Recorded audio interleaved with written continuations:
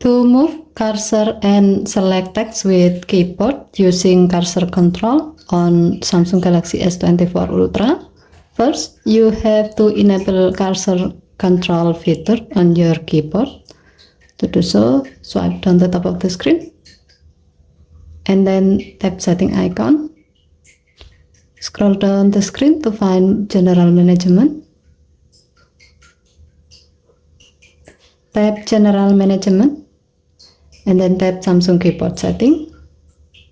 Scroll down the screen. Tap swipe touch and feedback.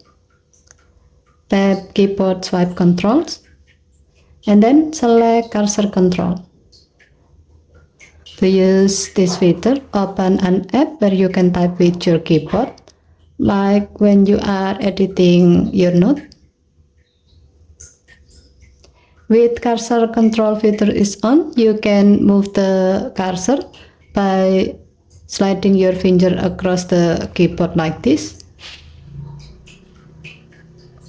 Slide your finger on the keyboard to the right to move the cursor to the right, or you can slide your finger on the keyboard upwards to move the cursor up, and so on. With this feature, you can also select a text or sound by tapping the Shift key and slide your finger on the keyboard to select the desired text.